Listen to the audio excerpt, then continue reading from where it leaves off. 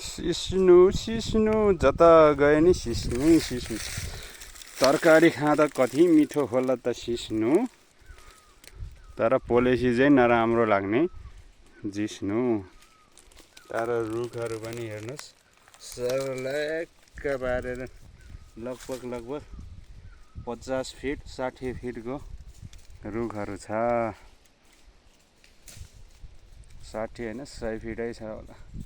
कति आकाश छुने छुने रुखहरू छ। गाछहरू हेर्नु रिङ्गडै चल्छ त माथि हेर्दा त। तल गहिरोदेखि सर माथि देखाउँछु ल। आकाश छुइरहेछ ल माथि। कति फिट जति छ होला अन्दाज गर्नु त साथीहरू। ल म त देखाइदिइहालेँ।